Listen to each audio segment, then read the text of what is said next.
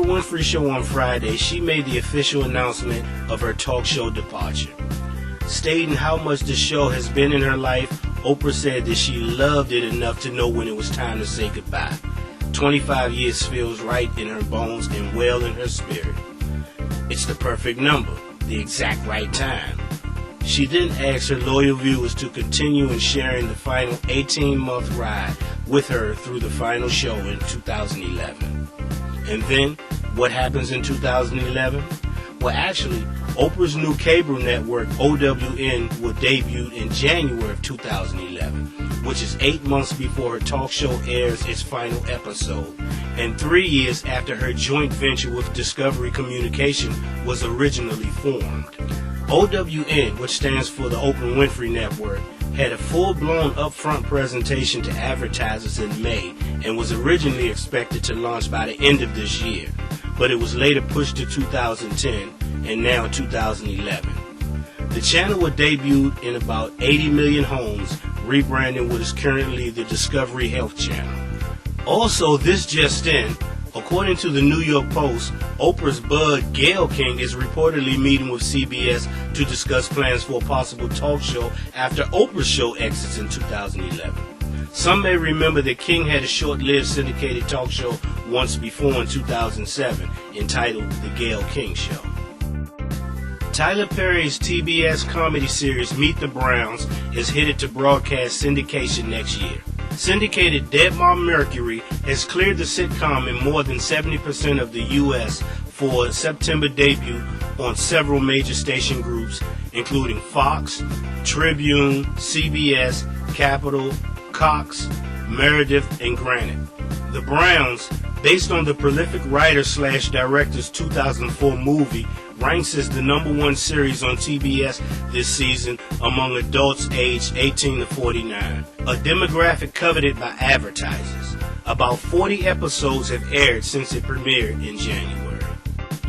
Okay, I'm hoping someone could maybe help me out here because I'm a bit confused. Ever since last night, I've been trying to figure out how Janet Jackson's Super Bowl 43 performance in 2004 was deemed inappropriate and she was basically castrated, and Adam Lambert's performance at last night's American Music Awards appears to escape unfazed and is noted, as MTV quotes it, delivers on promise of sexy performance. Now, I'm trying to get somebody to help me out over here because I'm stumped. Now, if we take a look back at 2004 at Super Bowl 43, we will note that it led to an immediate crackdown and widespread debate on perceived indecency in broadcasting and resulted in a record $550,000 fine by FCC against CBS, as well as an increase of the FCC fine per indecency violation from $27,500 to $325,000. Additionally, some commentators saw the halftime show as a sign of decreasing morality in our national culture. This halftime show was produced by MTV, and at the time, both MTV and CBS were owned by the media group Viacom. In January 2006, the Viacom companies were split into two separate entities, with CBS becoming part of the CBS Corporation and MTV becoming part of the new Viacom group.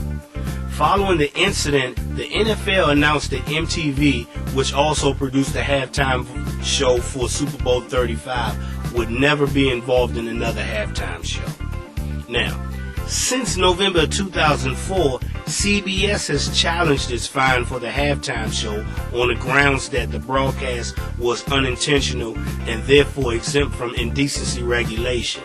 And in July 2008, the United States Courts of Appeals for the Third Circuit voided the FCC's fine.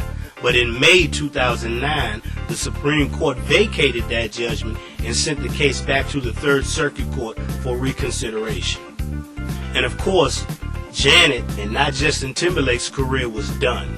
Janet's first album released since the Super Bowl was Demeter Joe.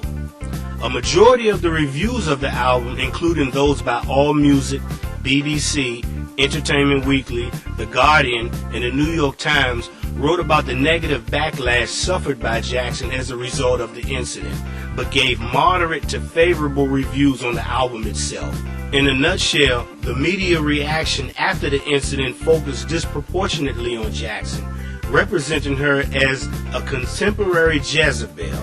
That is, she emerged in the public discourse as the primary, if not sole, instigator of the lewd act, as a scheming seductress who manipulated Justin Timberlake for her own economic gain. So, once again, I'm hoping that someone can help me out here because I'm a bit confused. Because as far as I'm concerned, inappropriate should be inappropriate across the line, period. If Janet Jackson's performance was deemed inappropriate, then so should Adam Lambert's, and therefore should be fairly and equally treated as so. And these, my friends, are your stupids for today. Don't forget to log in and continue logging in. And for more news and updates, always log in to TMOD Media. That's www.tmottgogo.com. Yes.